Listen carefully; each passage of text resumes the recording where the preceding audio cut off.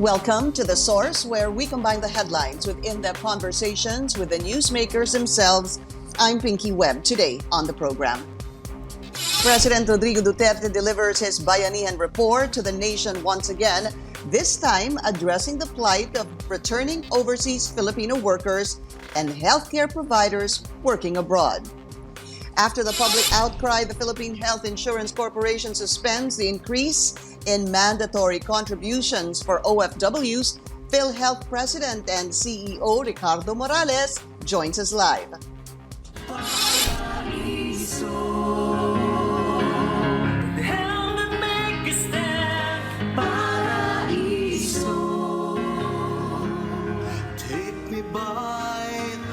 And after 25 years, return to Paraiso as the voices behind the iconic group Smoky Mountain reunite for a cause.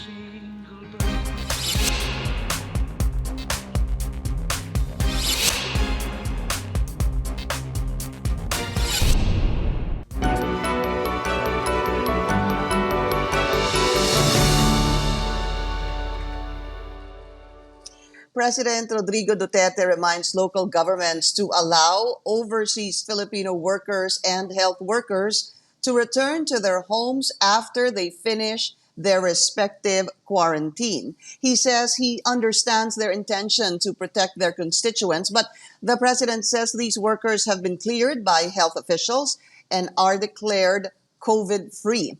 Meantime, Mr. Duterte is appealing to doctors, nurses, and other health workers to stay in the country. He says he is worried about exposing Filipino frontliners to areas with high cases of COVID-19. Here's the president in his own words. Please do not misunderstand me. I am making it clear now. I do not want you to go there and come back in a coffin. That's my only argument, if you may, because you are Filipinos at mahal ko ang mga buhay ng kababayan ko. The president has ordered PhilHealth to suspend the collection of higher premiums from OFWs. The move comes after OFWs slammed an April 2 PhilHealth circular, which increases their monthly contributions of 2.70% or 2.75% to 3%. This will increase by 0.5% every year until it reaches 5% in 2024. Presidential spokesperson Harry Roque says PhilHealth payments by OFWs will now be voluntary. Let's go straight to the source of the story. We have PhilHealth President and CEO Ricardo Morales. Mr. Morales, welcome to the show, sir. Hello, Pinky. Good morning, and good morning to all your listeners. Thank you for joining us. Sir, the president suspended the increase in payment of OFWs and their PhilHealth contributions. This was also mentioned by presidential spokesperson Harry Roque yesterday, sir. Have you received any formal communication from Malacanang regarding this? Not yet. That's why we're asking for copies of the documents. You know, we are a government bureaucracy, so we go by paper trail. But in the spirit of Bayanihan, even before the president issued this statement, we already applied a flexible payment scheme for all directly paying members so that they don't have to pay according to the usual deadline. We extended it up to May, but it appears this COVID-19 emergency will go even beyond that. So along with the declaration of the president, it will extend for the duration of this COVID-19 pandemic. So it's clear, sir, that right now, hindi po sila kailangan magbayad ng kanilang OFW, PhilHealth rather, contributions, yung mga OFW, because of the situation we're in. Yes, not only the OFWs, but also the directly paying members. They are also covered Yes. by the flexible payment scheme. Right, sir. So everyone in general will not have to pay their PhilHealth contributions. But let me be very particular, sir, dun sa mga OFWs. So right now, this supposed increase, but even if they're not paying right now, sir, the OFWs, it's going to be put on hold. Is that very clear sa inyo, sir? Or hinihintay nyo pa yung formal communication from Malacanang? Well, just to support our documentation, but we're already implementing it. We're already implementing it. Okay. So, any information, Mr. Morales, if when magpapatuloy ito or kung magpapatuloy pa ho yung increase sa contribution ng OFWs? Well, the law is quite specific. There's a schedule which we published in November last year, and it is part of the law, the Republic Act 1122-3. There would be a 0.5% increase from 2021 to 2024 until the final rate, premium rate, will be 5% of monthly gross. That is according to the law. So we will still follow that. There is still no directive or modification in the law to change it.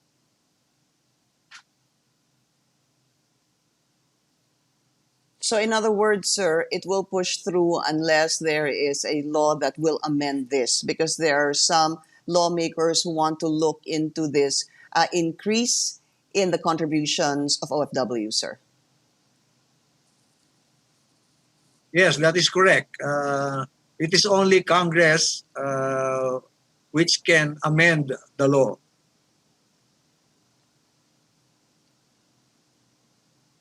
Mr. Morales, knowing that right now payments are suspended, delayed because of the COVID pandemic, and that the supposed increase also is suspended, sir, for now, how much funds do you stand to lose? How much were you supposed to gain from this increase and from the supposed payment of PhilHealth contributions by everyone, sir?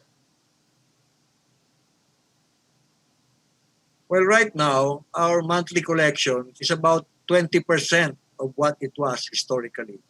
So yes, we're taking a hit. And although we anticipated this because of the, actually we did not get the budget that we asked from Congress, we did not anticipate, I think nobody anticipated COVID-19. So yes, our reserves are going to take a hit in this emergency. You know, the question, I asked that question, sir, also because I think it's Congresswoman Hipolito. She wants to know, with the situation right now, if this will actually affect the funding for COVID-19 patients coming from PhilHealth, sir. No, it will not. Because we prepared a 30 billion budget for the COVID-19 pandemic. And that has already been set aside. And this will be taken from our reserves, which will not be so much affected by the shortfall in the short term from the missed collections from OFWs and other directly paying members. So there is already a 30 billion fund for that. Mr. Morales, is this enough? Or do you feel that you need to add more funds because of the increase in number of COVID-19 patients in the country, sir?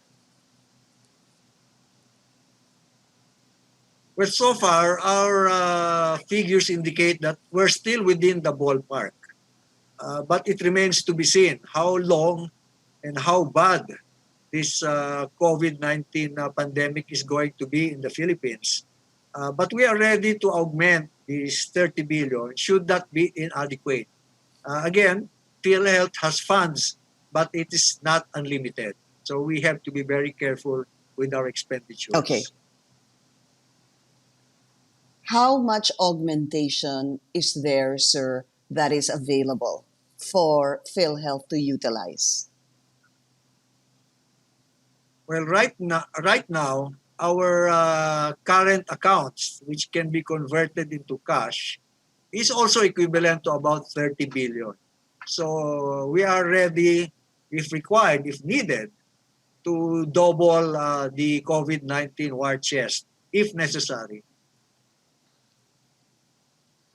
So you have 100% increase if ever again, Mr. Morales, this is necessary. There's so many things, sir, that needs to be talked about in this law. As you know, there was an online petition against this increase in the OFW contributions on PhilHealth, and we have a number here, sir. Just kind of want to dig deeper into this. What happens, sir? Please correct me if I'm wrong. Is that normally they pay about 2,400 pesos, and if this increase actually pushes through, sir, an OFW who is supposed to be earning about 20,000 a month at 3%, for example, sir, if they were to take 3% of the 20,000, that would equate to about 600 pesos per month or 7,200 pesos per year. Tama ho yun, sir? Yes, that's correct. If the member earns 20,000 a month, that's correct, 7,200 for the year. So, is it correct, sir, that ang binabayaran po nilang 2,400 a year ay tataas po ng 7,200 pesos per year? Sa 20,000, sa kumikita ng 20,000 pesos, sir. Originally, they were paying 275 a month. About 500 a month in 2019. So that's about 6. Sir, that's 6,000. That was before the previous. They had a fixed rate of 2,400. But under the new schedule, the 3% will have to be applied. So there is going to be an increase in the premium contribution. Yun nga po. So tama po yun, sir. 2,400 per year, ang dati nilang binabayad. Pero kung kumikita sila ng 20,000 a month, ang babayaran po nila per year ay aakyat ng 7,200 pesos, sir. That's correct. That's correct. Sabi ho nila, Mr. Morales, sobrang taas daw po nito.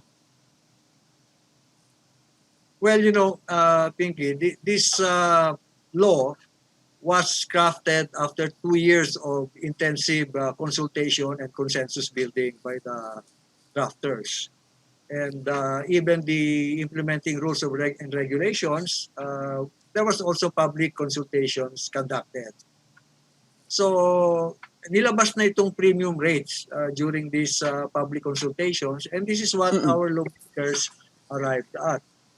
Now, we published last year this rate, and but we did not get this uproar until the COVID-19 pandemic came about. So I think the effects of the COVID-19 pandemic has something to do with the response of not only our OFWs, but all other sectors of society.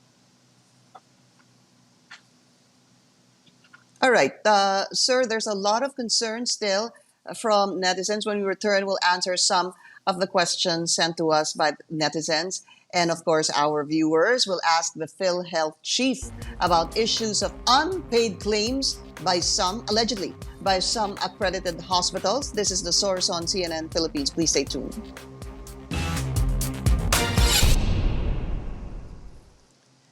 You're watching The Source on CNN Philippines. Our guest today, PhilHealth President and CEO Ricardo Morales. Sir, still a number of questions. Unang-una, sir, ang tanong ho ng maraming OFW, makakaalis pa rin ho ba sila kung hindi po sila nakapagbayad ng kanilang PhilHealth contribution?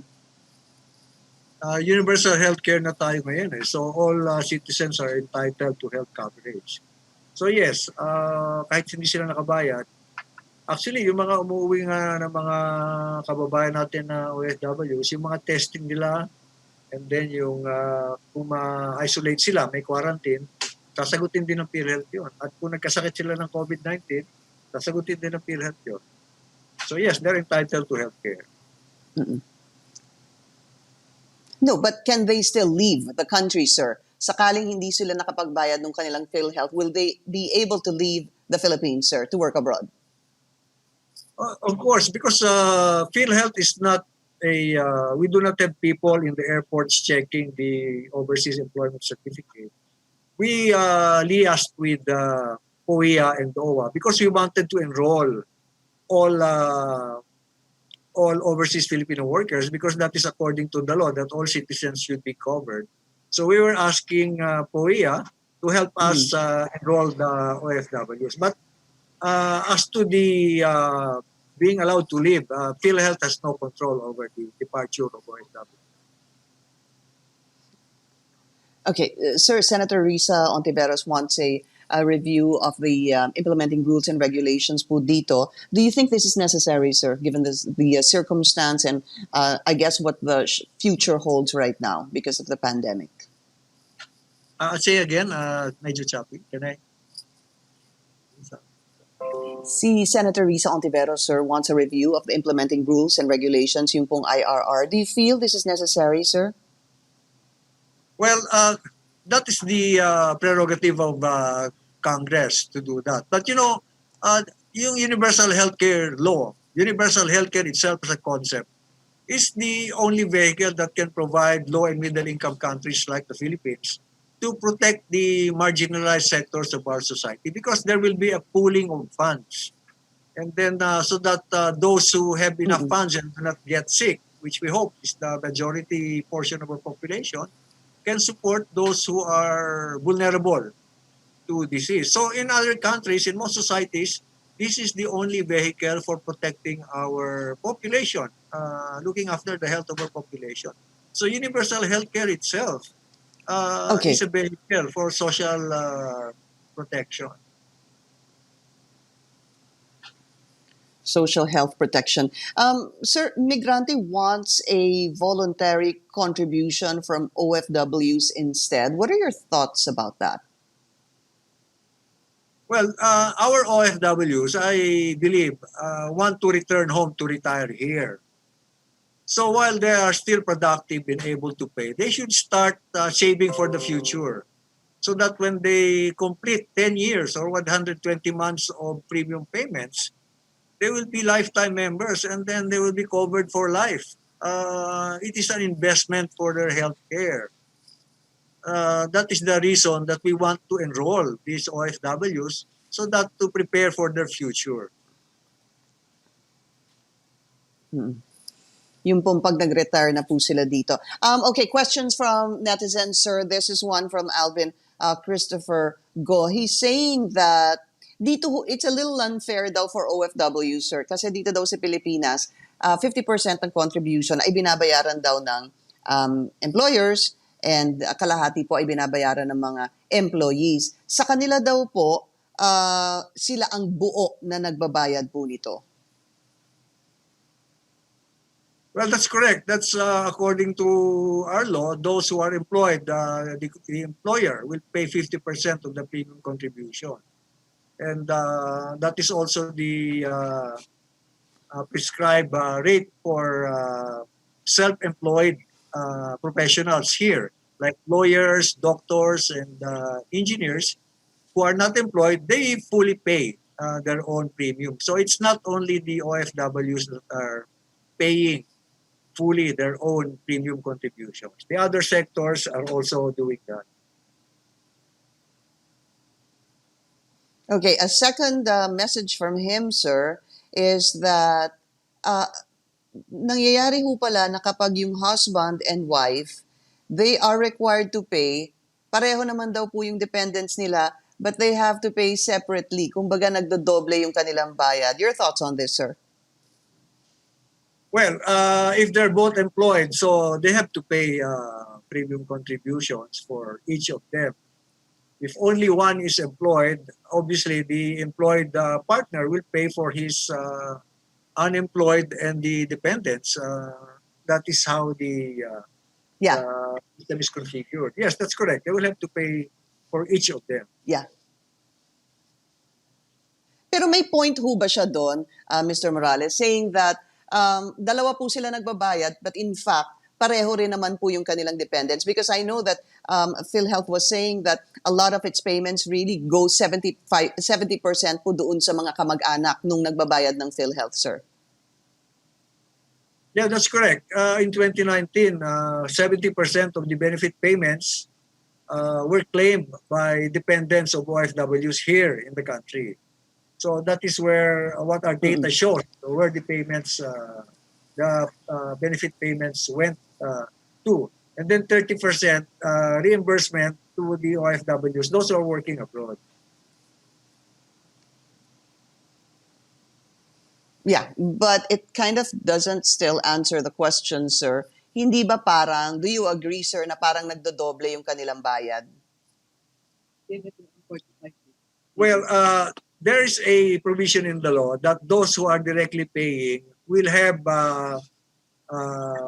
better coverage than those who are subsidized. So that is one provision of the law. And then the husband and wife who are both working will have, let me check my data for a while. Each will have 45 days of confinement a year for confinement if they get sick. No, each of them will get 45 days. While if they're a single payer only, 45 days for the whole family, including the dependents. So this is the coverage that. So dumodoble po. Apo. Yes, dumodoble siya. For example, meron nagda-dialysis. Okay. Yung nagda-dialysis, kung dalawa yung nagbabayad, 90 days or 90 sessions ang makukuha nila. Habang I see. Okay. 40 days. I see. All right. Well, sir, we've run out of time. Sir, we'd like to thank you for joining us on the show, PhilHealth President and CEO Ricardo Morales. Maraming salamat po sa inyo, sir. Thank you. And still ahead, 90s singing group Smoky Mountain reunite for a message in music that resonates today. The details next. This is The Source on CNN Philippines. Please stay tuned.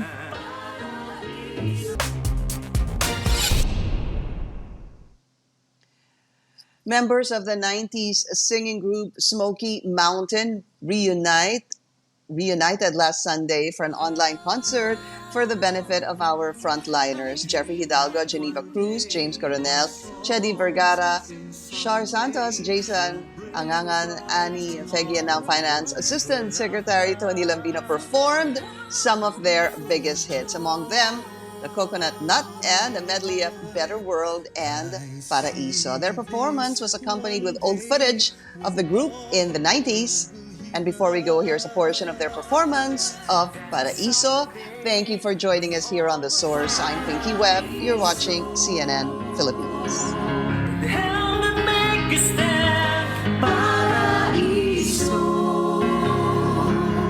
Take me by the hand. Make the world understand that if I could see a single bird, what a joy. this tired and hungry land could expect some truth and hope and respect from the land.